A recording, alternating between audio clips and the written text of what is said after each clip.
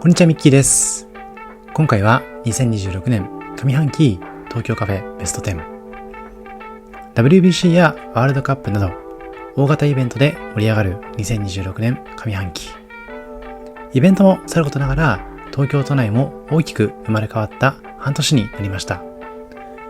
当チャンネルでも新施設特集として立て続けに公開。私自身も少しでも多くの情報が伝わるよう実際に足を運んで体験してきました。そんな大きな変化を迎えた上半期の訪問カフェからベスト10形式でセレクト。様々な観点から厳選させていただきました。ぜひ下半期のカフェ体験の候補として参考にしてください。このチャンネルではカフェ巡りなど日常を少し豊かにする情報をお届けします。少しでも応援してくださる方はチャンネル登録をして次の動画も見逃さないでください。ちなみに今回ご紹介するお店の Google マップ位置情報は本動画の概要欄から確認することができますので、実際にお店に訪問する際の参考としてご活用ください。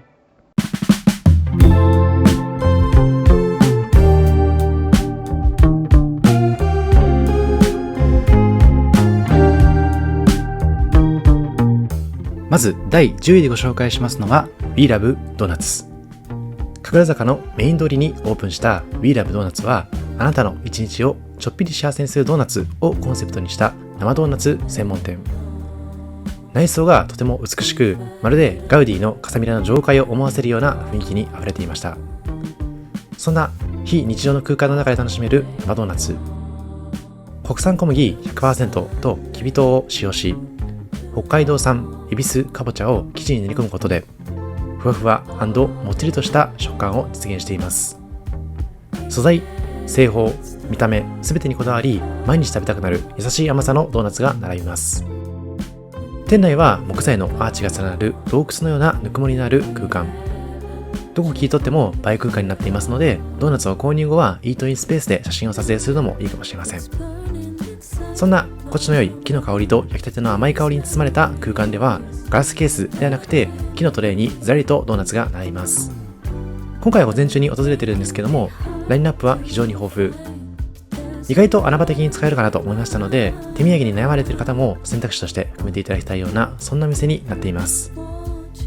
職人がその場で丁寧に仕上げる姿を間近に見ることもできますので、出来上がったものから購入してみると、よりその新鮮さも感じることができるかもしれません。さて、ここからはおすすめなメニューをいくつかご紹介していければと思います。この後購入したメニューのご紹介もしていくんですけども、非常に情報量が多いかと思いますので、一つずつ解説していきます。ドーナツというとスイーツ系が主軸かなと思いきや、こちらの店ではお食事系も充実。中でも生ドーナツの上にカマンベールをトッピングし、さらにベーコンを乗せたベーコン&カマンベールは見た目に反してお食事系として満足度の高い一品でした。塩気のあるベーコンとコク深いカマンベールの組み合わせ。朝食やランチにもぴったりな満足感のあるセイボリードーナツになっていましたので、見つけたらぜひ購入してみてほしいです。他にお食事系だと自家製卵やスパイシーカレーというものもありました。今お店の方がトッピングしている右手のものが自家製卵。こちらは先ほどご紹介していたベーコンカマンベールです。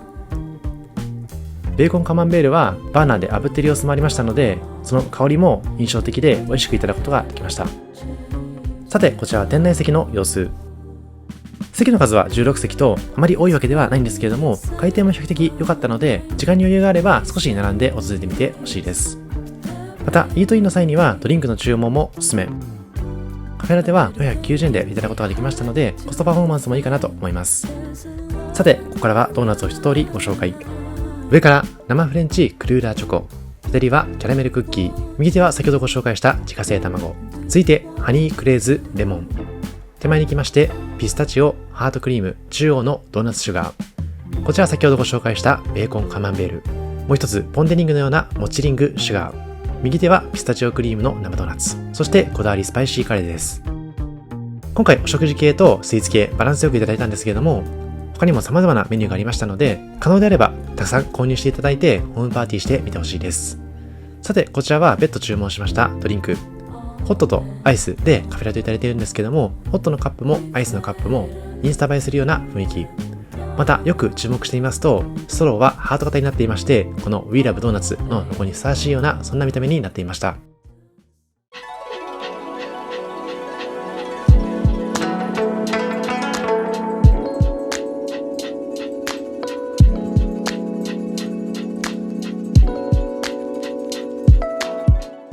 続いて第9位は、銀座で気軽に台湾気分を楽しめる人気カフェ、春水堂銀座店。こちらご覧のように銀座駅と直結していますので、そのアクセスの良さも魅力的です。台湾初のティーカフェでタピオカミルクティー発祥のお店としても有名。本格台湾茶をベースにしたドリンクとルーロンハンや天津などの台湾フードを楽しめるお店です。落ち着いたウッド調の店内は都会の真ん中とは思えないほどゆったりとした空間。カフェ利用はもちろんのほど軽めの食事にもぴったりです。今回も日曜日の朝に訪れているんですけども、席には余裕がありまして、まだ座れるようなイメージだったので割と穴場なのかもしれません。そんな春水堂、創業は1983年、台湾で国民的な人気を誇るお茶専門カフェとしてオープン。国民的ドリンクへと進化していったタピオカミルクティーを日本でも楽しむことができます。ご覧のようにフードメニューも結構充実していますので、ぜひそんなミルクティーと一緒に味わってみてほしいです。そんな春水堂で提供されるドリンクは、お茶マイスター認定制度に合格した認定者のみがドリンクを作ることができる、そんなこだわりも詰まっています。無添加の茶葉など香料を使わない材料で作るドリンクは女性のお客様にも大人気。もちもちのタピオカの食感と香り高い紅茶をブレンドしたタピオカミルクティーはもちろんのこと、オリジナルドリンクも豊富になっていますので、ぜひ新商品含めて楽しんでみてほしいです。またホートで注文した際にはポットスタイルでの提供になっていますので、自分のペースで飲み進めることができるのもおすすめなポイントです。加えて台湾フード、台湾の気分が満喫できる人気メニュー、トージャンジータンメンをはじめ、ローカルフードの牛肉麺やルーロンハンなど様々取り揃えていまして、スイーツも豊富。現地の伝統的豆乳スイーツでありますトーファだったりとか、自家製の香り高い紅茶をかけていただくことができます台湾パフェ紅茶アフォガードもあります。そんな幅広いシーンで利用できるようなメニューもありますので、何回も訪れる中で自分のお気に入りも発見してみてほしいです。個人的にはなんとなく目にする機会が多かったような印象だったので、たくさんお店があるのかなと思いつつ、実は東京都内で楽しめるのはこの銀座店含めて5店舗。他には代官山や表参道、ルミネエスト新宿店はテイクアウト専門で提供されていまして、あとは東京ドームシティのラックアー店にあります。他には神奈川で3軒、大阪で1軒、埼玉に1軒、兵庫に1軒、福岡に2軒と、日本国内でも大都市を中心に展開されています。さて、そんな春水堂、個人的なおすすめは朝限定の台湾朝食セット。今回もそんな台湾定番の朝ごはんを堪能してきました。朝11時までのご提供でフード2品プラスお好きなドリンクを選べるセットになっています。今回は鉄観音ミルクティーのアイスでいただいているんですけども、ホットでも提供可能。寒い日はホットでいただくのもいいかもしれません。加えて今回いただきましたご飯はルーロンハンとシェントージャン。右手は台湾の定番朝スープシェントージャン。温かい豆乳がほんのり固まった優しい口当たりで、酢の酸味やラー油のコクがアクセント、ほっとする味わいになっていました。もう一つ左手はルーロンハン。甘辛く煮込んだ豚肉がご飯にたっぷりかかった台湾の定番丼。とろっとした油の旨味と八角の香りが広がり、朝でもスルスル食べられるような優しい味になっていました。ぜひ皆さんもご体験ください。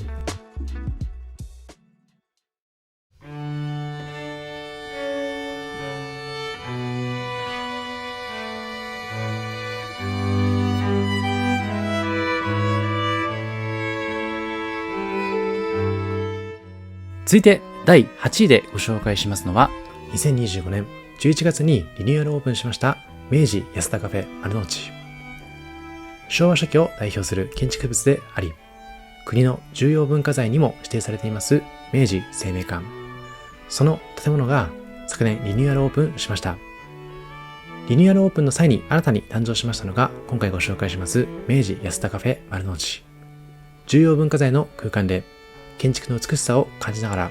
食事やスイーツを楽しむことができます。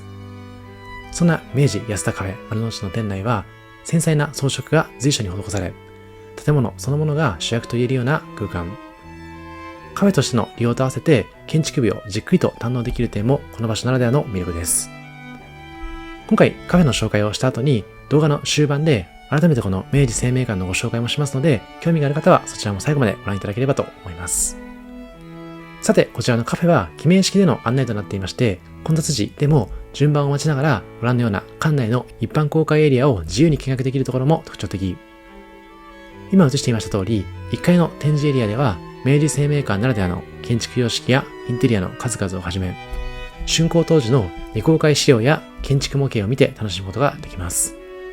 またカフェに案内されるまでの間は、1階の展示エリアにあります当時の趣のまま保存されたソファー席でくつろぐこともできますので、意外と待ち時間も苦になりません。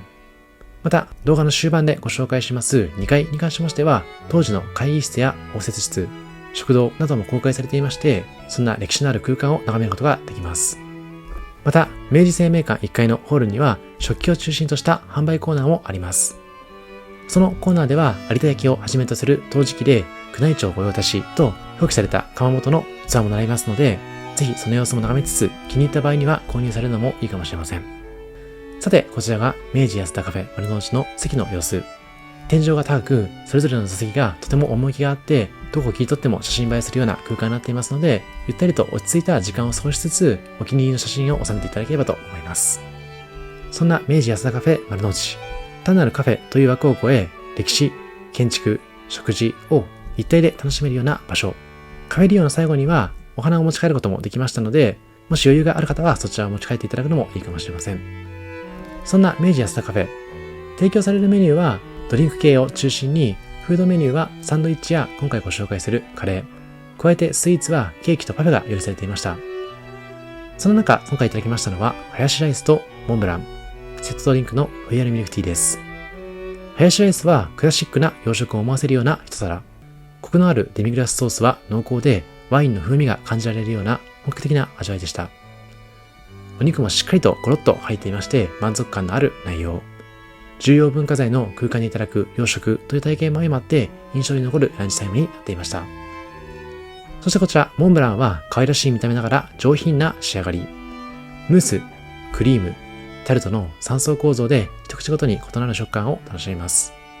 セットでいただきましたロイヤルミルクティーは茶葉の香りとミルクのコクがバランスよく、スイーツとの相性も良好。特に茶葉の味わいが均一に広がっていまして、ミルクとの調和がとても美しかったので、そんなバランス感も味わってみてほしいです。こちらはハヤシライス。自分のペース、自分のお好みでルーとライスを混ぜることができますので、様々な味わい方でその素材の風味を感じてみてほしいです。そしてこちらモンブラン。切っていただきますと3層構造がとても美しいです。甘さは控えめで栗の風味がしっかりと感じられ、ランチ後のデザートとしてとても抜群なメニューになっていました。また次に訪問する機会があったらパフェも試してみたいなと思いました。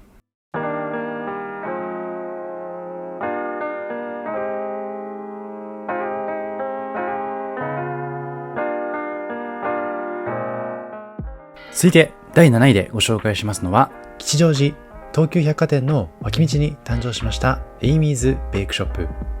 2026年1月に誕生したばかりのこちらの店舗は、登場してまだ時間が経ってないんですけども、すでに行列ができるような注目店です。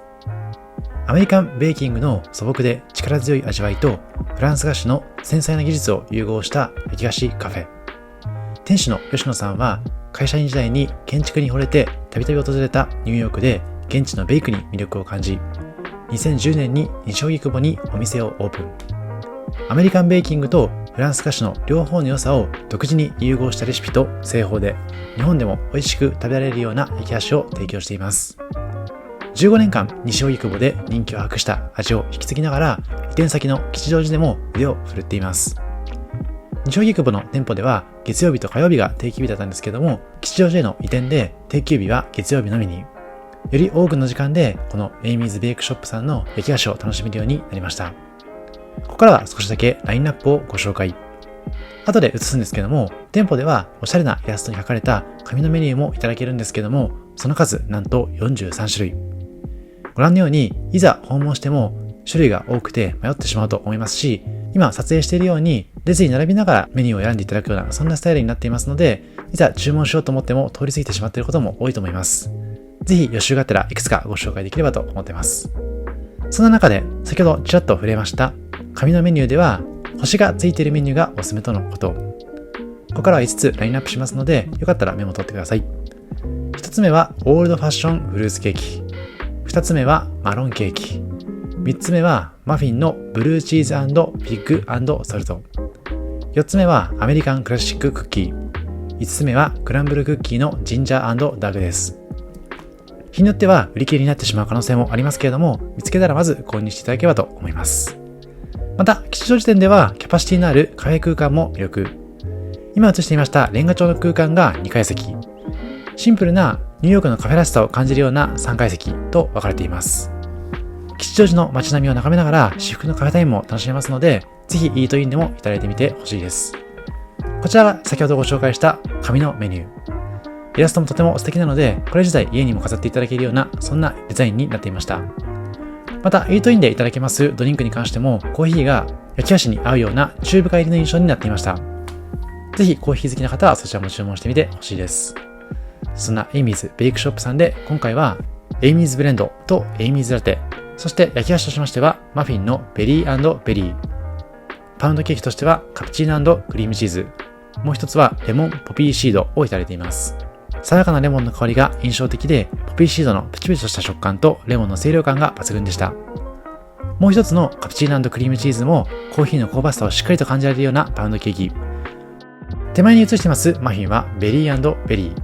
ベリーがゴロゴロと入ったマフィンで、フルーティーな酸味とほのかな甘みが絶妙。外はしっかり、中はふんわりとした食感で、華やかな香りが口いっぱいに広がっていきます。どれもこれまで味わったことがないような絶品になっていましたので、ぜひこの機会にご堪能ください。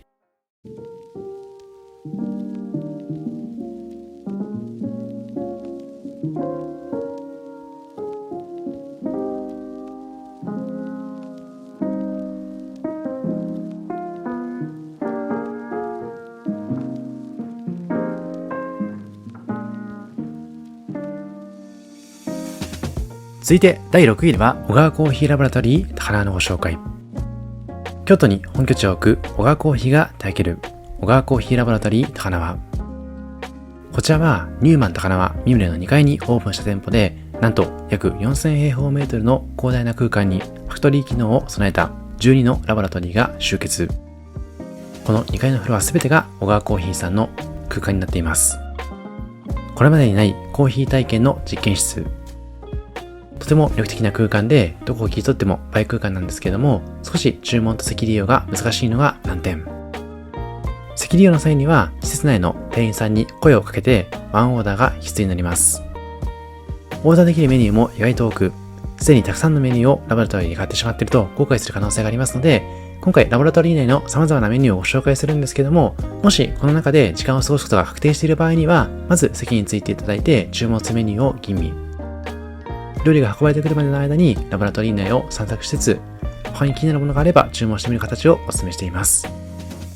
そんな時に注文したメニューが運ばれるまでの時間も店員さんに一声かけていただきますと、ラボラトリー内を散策した後でも料理が冷めずにいただくことができるかもしれません。さて、そんな特徴的な小川コーヒーラボラトリーさん。過去に桜新町のお店だったりとか、下北沢のお店をご紹介してるんですけども、その洗練された空間はそのまま。広さがとても大きくなっていますので、また違った体験として楽しめます。まさに小川コーヒーさんの最終形態とも言えるようなそんな空間です。コーヒーの味わいの先にある体験価値を開き、人と人とがつながる場を育てていく実験室。コーヒーだけでなくて、ベーカリー、ショコラ、ご覧のようなデリカテッセン、ジェラートなど、12のラボラトリーが一つの空間に連なっています。各ラボには理想の数値を名前に関しておりまして、素材が料理へと変わるプロセスを可視化しながら、作り手の思想が立ち上がる瞬間を来場者と共に共有するユニークな設計になっています。単なるカフェにとどまらず、選ぶ、味わう、出会う、体験を通じて日常の暮らしを静かに変えていく場所を目指しています。フェアトレードのコーヒーをはじめ選び抜かれた素材を使用し、生産者とのつながりを大切にしている点にもブランドの姿勢が現れています。今映していますのはチョコレートのラボラトリー。パッケージ一つとってもどの店舗もとても美しくなっていますので、お土産用にもおすすめです。特に贈り物用に少し特別感を感じられるような商品を購入することもできますので、この映像を確認しつつ気になるものがあれば実際に足を運んでみてほしいです。今映していますのは DLC052。週に一度、1年に52回訪れる甘いご褒美の時間。そんな意味を込めたパティスリーの空間です。こだわりの素材から一つ一つ丁寧に仕上げていくスイーツ作りの工程を間近に体験できます。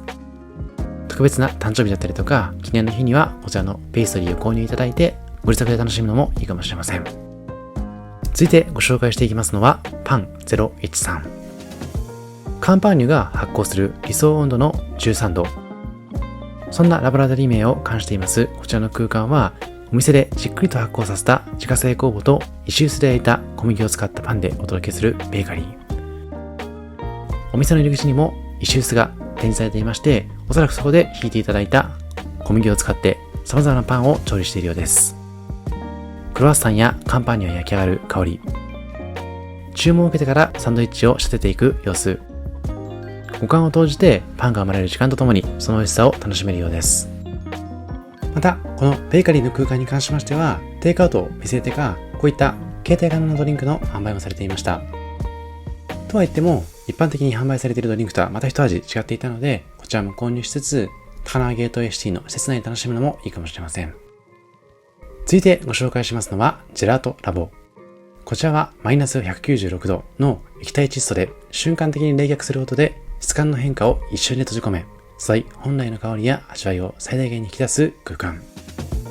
ベースやトッピングは好みに合わせてセレクトでき、仕上がる瞬間を目の前で楽しめるのも魅力の一つです。とは言っても、その組み合わせも初訪問時にはわからないかと思いますので、メニュー表をチェックしていただいて気になるものを注文することをお勧めしています。実際に私も今回はレコメンデーションズの中から注文しています。さて、ここからは席についてコーヒーメニューを注文。コーヒーラボのテーマは92。バリスタさんが一人一人の気分や好みに寄り添い、その日の一杯をご提案。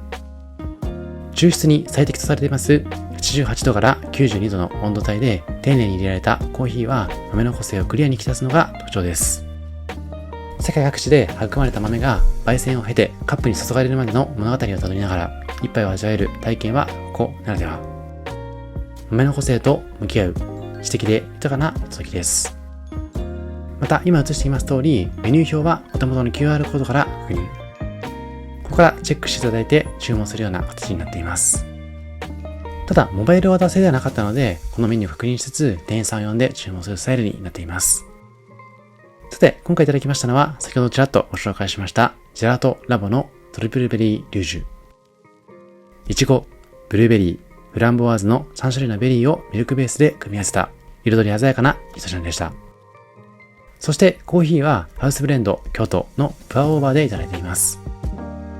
コーヒーに関しましては、注がれる豆のセレクトだけではなくて、抽出方法も選べます。今回は豆の素材を引き出せるようなプアオーバーを選んでいるんですけれども、他にも様々な特徴がありますので、もし気になる場合には店員さんに相談していただいて、お好みの抽出方法で頼んでみてほしいです。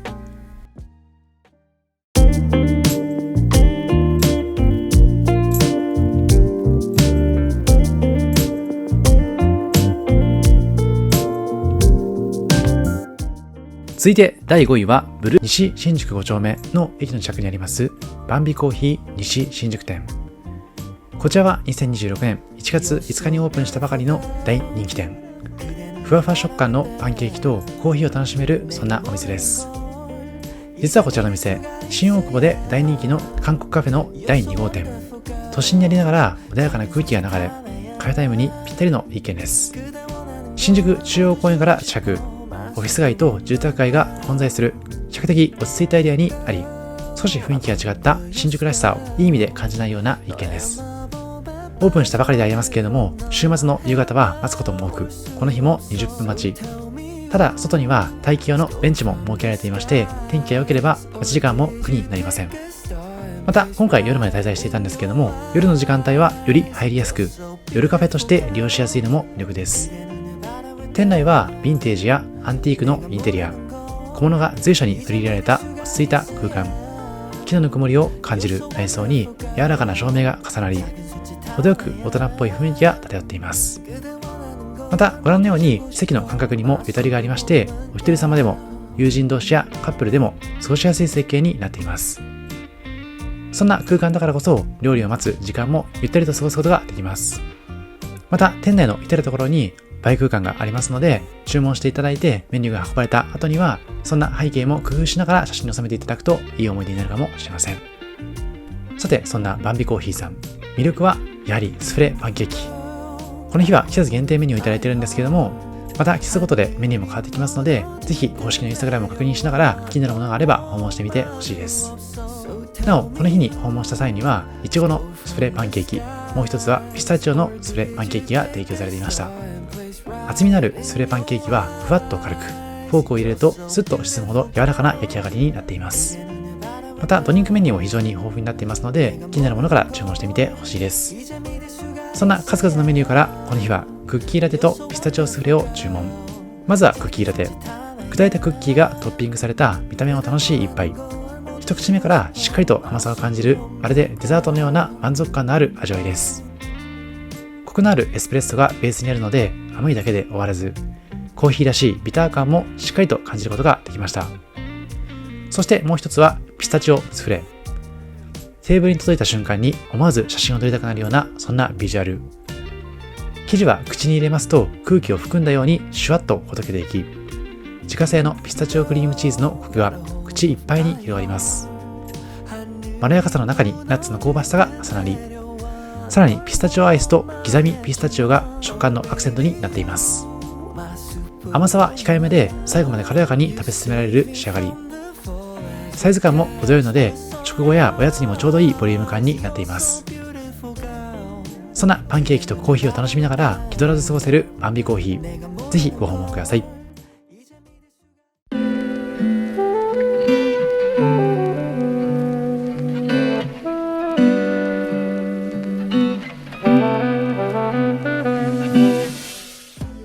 続いて第4位はリゾン人形町。人形町の通り沿い、静かに佇みますリゾン人形町。派手さはないけれどもどこか惹かれる、日常にそっと寄り添ってくれるような存在です。実は過去に水道橋の店舗と九段下の店舗をご紹介しています。この人形町の店舗もまた少し雰囲気が違って特徴がありましたので、ぜひ参考にしていただいて気になるところにご訪問いただければと思います。店内に足を踏み入れますと、ご覧のように外の音がスッと遠のき、心地よい静けさが広がります。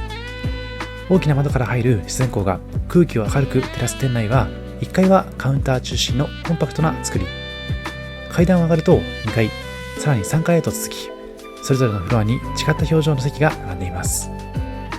この店はコーヒー、そしてケーキに特にこだわっていまして、ケーキは見た目もとても美しいのでご自宅用に購入して食卓を彩るのも良さそうです。そしてこちらの店の特徴はホテル滞在のような小さな工夫。1階でオーダーを済ませた後、席番号の書かれた鍵を受け取り、その番号の席に着席します。木のぬくもりが感じられるようなテーブル席、一人時間にぴったりのカウンター席、ゆったり腰を掛けることができるソファー席など、どの席に座っても一人でも誰かとでも自然とリラックスできるのがリゾンらしさ。鍵を受け取る際には空いていれば席の希望も伝えられますので、その日の気分も伝えていただければと思います。内装はご覧のように木材や金属が程よくミックスされたシンプルモダンなテイスト。落ち着いたブルーがアクセントになり、観葉植物のグリーンが空気を優しく彩ります。都会にいながらも喧騒から離れられる特別な場所という安心感が感じられるため、忙しい日常から少し離れたい時にぴったりの場所です。また電源や Wi-Fi も整っていまして、作業したい日や本を読みたい日にも安心。思い思いに過ごす人たちの姿もいい意味で力が抜けていて、ゆるりと時間が流れています。ご覧のように2階、3階とまた違った表情の席が並んでいますので、この動画を参考にしていただきつつ、もし空いてそうであれば店員さんに希望を伝えていただいて、お好みの席に座ってみてほしいです。特に朝の時間帯がおすすめになっていますので、朝の光を感じながら今回ご紹介するようなメニューも頼んでほしいです。さて、今回いただきましたのは定番人気の厚切り黒糖バタートースト、そしてカフェラテ。厚切り黒糖バタートーストは見た瞬間に心がときめくビジュアル。ぎゅっと密度のある黒糖トーストにバターがじゅわっと染み込み、香りだけで幸せになれるような一品です。合わせたカフェラテは柔らかい口当たりでエスプレッソのコクとミルクの甘みがふんわり調和。重たすぎず軽すぎず毎日でも飲みたくなるようなちょうどいいバランスです。繊細なラテアートにも癒されます。トーストは表面はカリッと、中はしっとりふんわり。黒糖のコク深い甘みとバターのまろやかな塩気が重なり、甘じょっぱさの無限ループが完成します。一口また一口と自然に手が伸びてしまうような癖になるトーストです。過去にご紹介しました九段下の店舗では生ハムとチーズトーストというメニューもご紹介していまして、そちらのメニューをこの人形町店でも頼むことが可能。そちらを注文していただくのも良さそうです。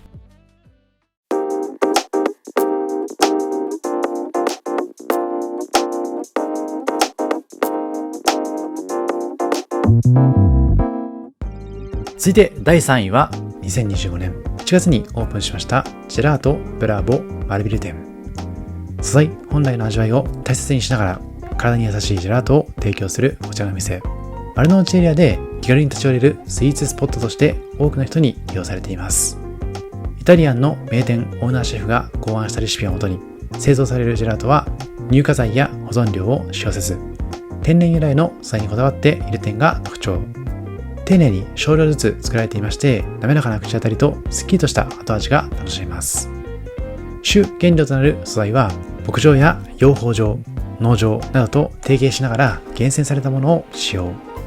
小規模ながらも丁寧な生産を行う生産者の素材を取り入れることでジェラートでも本来の風味を引き出しています。ショーケースにはイタリアのポゼッティ社製の設備を採用。酸化を防ぎ適度な温度で保たれることで常に口どけが良い状態を維持しています。さて今回注文しましたのは焦がしキャラメルとメイプルカスタードのビニエと大人の塩キャラメルアマゾンミックスのダブルカップ。左手のビニエはマルビル店限定のメニューでシュークリームのような見た目ながら異なる食感が特徴です。焼き上げられた生地はしっかりとした食感で中にはクリームがたっぷりと詰まっています。焦がしキャラメルのほろ苦さとメイプルカスタードの優しい甘さが魅力です。こちらジェラートに関しましては大人の塩キャラメルそしてアマゾンミックス味わっていただくと映像だけでは十分に伝わらないかと思うんですけども、本当に味が濃厚で美味しかったので一度でいいから騙されたと思っていただいてみてほしいようなそんな極上のジェラートになっています。これまで食べたジェラートの中でも一線を画すようなそんな品質になっていましたのでダブルで900円であるんですけどもその品質には納得感があるかなと思います。そしてこちらがマルビル限定のビニエ。甘さがありながらも後味はすっきりとしていまして最後まで軽やかに楽しめるような仕上がりでした。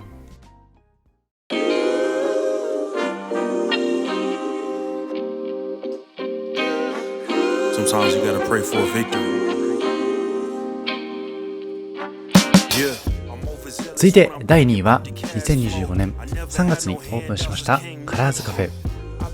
恵比寿のビル8階にひっそりと佇む隠れ家カフェカラーズカフェ。実はこのカフェ入店方法から個性的。入居するビルの1階でインターホン801をプッシュ。店舗から入店許可の後エレベーターにて向かう形式です。予約しておくと安心ですし当日でも空きがあれば入店することができます。まるでお友達のお家にお招きされたような雰囲気も合わせてお楽しみいただければと思います。店内に入りますと無機質なコンクリート調の空間と落ち着いた照明が印象的。まさに洗練された大人の雰囲気です。カウンターにはコーヒー器具が並びバリスタさんが一杯ずつ丁寧に入れる様子を眺めながらゆったりと過ごすことができます。そしてこちらのお店の看板メニューは世界一のラザニアとも呼ばれますこだわりのラザニア。コーヒーとの相性まで考え抜かれた一皿でコーヒー好きにも料理好きにも人気のカフェです。さて今映していますのは数々のこだわりのコーヒー。シングルオリジンを中心に様々なコーヒーがラインナップされていましてそのラインナップの中にはこだわりのコーヒーロースターとして知られていますグリッチコーヒーさんの豆もありました。グリッチコーヒーさんに関しましては過去の動画でもいくつかご紹介してるんですけどもそんなグリッチコーヒーさんの高品質な豆をラザニアとともに楽しむことができます。グリッチコーヒーさんはコーヒーの提供はあるもののフードの提供はないのでそんなフードと一緒にコーヒー質なコーヒーを楽しめるといった用途ではこのカラーズカフェさんは唯一無二だと言えそうです。そんなコーヒーにもラザニアにもこだわりがあるカラーズカフェさん。ラザニアとコーヒーのセットで1800円でいただくことができます。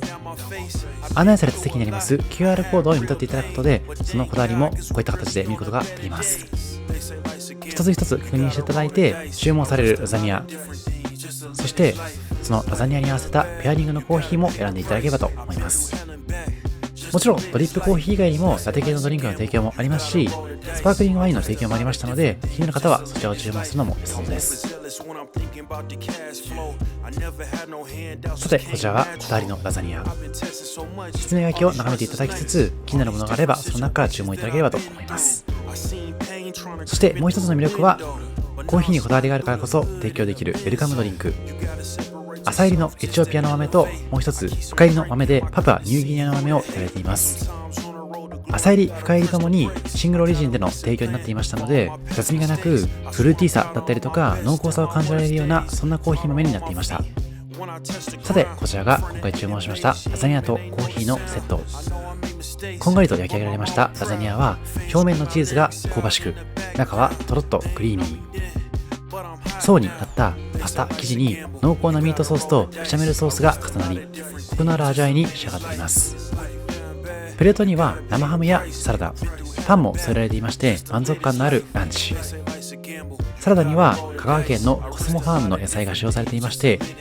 野菜本来の甘みやみずみずしさが感じられるのも特徴です。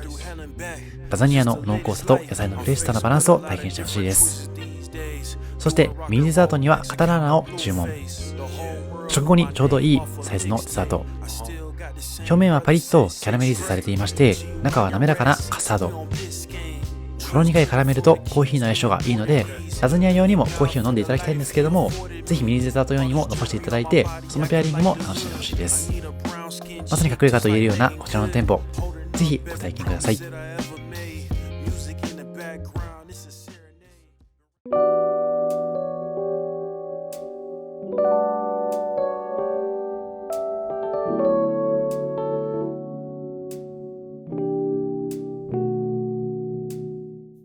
そして第1位は茅場町駅に戻りましてコイン。場所は茅場町駅から徒歩2分ほど。1952年築の元銀行をリノベーションした複合施設バンクに入居する店舗で、その地下、かつての大金庫があった場所にも広がるカフェです。この複合施設バンクのベーカリーショップ、ベーカリーバンクやビストロエンに関しましては、過去の動画でもご紹介しているので、そちらをご覧いただきたいんですけれども、今回は地下の特別な空間をご紹介していきます。地下への階段を下っていく様子も極上、非日常感を存分に味わうことができます。店内に入りますと、まず目に入るのが木材を基調とした温かみのある空間。大きなテーブルやカウンター、棚に並ぶ器やインテリアが印象的で、まるでギャラリーのような雰囲気が広がっています。天井の木の梁や間接照明も相まって、落ち着きと開放感のバランスが心地よい空間になっています。席の数は26席ほどとコンパクトな店内ながら、一席ごとの余白があり、リラックスをして過ごすことができる印象です。カフェとしての機能だけでなくて、食器や雑貨、オリジナル家具が並ぶショップを併設したユニークなスタイルのお店です。そんなお店だからこそ、コーヒーやスイーツ以外にも店内に並ぶ器や家具も一つ一つ注目。もちろんショップを併設していますので、カフェで使用されている食器や雑貨、家具のほとんどを購入可能。もしお食事をした際に気になったものがありましたら、同じ作家さんのものを購入してみてください。そんなこだわりの食器や落ち着いた空間、丁寧に作られるスイーツやこだわりのコーヒーを楽しめるこのお店は、日常の延長にありながら、少し気分を切り替えられるような心地よさがあります。コーヒー一つとっても様々な品種をラインナップ。店員さんのおすすめを伺いつつ、お気に入りの一杯を探してみてほしいです。なお、コーヒーに関しましては、レギュラーコーヒーでありますミディアムとハンドドリップコーヒーのライトを選ぶことができますし、カフェオレで注文する場合には、オーツミルクもしくは米麹ミルクから選ぶことができます。他にはカフェオレのフロートだったりとか、抹茶オレ、自家製のチャイ、自家製レモネードなども注文ができます。そんな数々のメニューから、この日はハンドドリップコーヒーのケニアとキャロットケーキ、そしてバニラアイスをトッピングでいただいています。ハンドドリップコーヒーは店員さんのおすすめを聞きつつ、ケニアをセレクト。朝入りのシングルオリジンで口に含むと紅茶のような爽やかな酸味とフルーティーな香りが広がってきました。もう一つはキャロットケーキ。見た目以上にしっとりとした質感で、フォークを入れると柔らかくほどけるような口当たり。そんなキャロットケーキにバニラアイスをトッピングすることでひんやりとした口当たりと甘みが加わり、デザートとしての満足感もより高まっていきました。ケーキのしっとり感とアイスの滑らかさが重なり、一口ごとに変化を感じられるような組み合わせになっています。先ほどご紹介しました通り、アイスクリームに関しましてはカフェオレだったりとか抹茶オレのフロートにもできますので、ぜひそちらの楽しみ方もご堪能ください。さて、ここからはアフタートーク。2026年に感じる東京の大変化。冒頭でも軽く触れましたけれども、2026年の上半期は特に3月頃に大井町トラックスだったり、高輪ゲートウェイシティの全面開業があったり、東京ではないんですけれども、神奈川の管内でベースゲートが誕生していたり、様々な変化があったかなと思っています。近い将来にも有楽町のエリアや東京駅の日本橋側のエリア、自由が丘など新施設が登場することかと思います。また新宿も西口と東口がつながるような工事も進んでいますし、ますます変化していくかなと思っています。ぜひ今年紹介した新施設の動画も確認してほしいんですけれども、街づくりという観点でとても開けて東京の混雑を緩和できるような、そんな期待感が持てます。とはいえ皆さんの中でもその施設の好き好きがあるかと思いますので、この施設が良かったよというところだったりとか、こういった東京の変化が嬉しい部分だというコメントがありましたら教えてほしいです。今回の上半期では様々なコラボレーション等もご紹介してきましたので、東京カフェのみならず様々な情報をお届けしていきます。ぜひそちらのチェックもしてください。この動画がいいと思いましたらチャンネル登録といいねよろしくお願いします。またインスタグラムでは最新の情報をお届けしていますので、そちらのフォローもお願いします。また本チャンネルではメンバーシップもやっています。これまでに巡ったカフェの情報が簡単に探せる会員限定サイトだったりとか、制作の裏側、また新施設情報、新店舗情報、これからの気になる情報などもお届けしていきますので、よかったら参加してみてください。以上、ミッキーでした。ありがとうございました。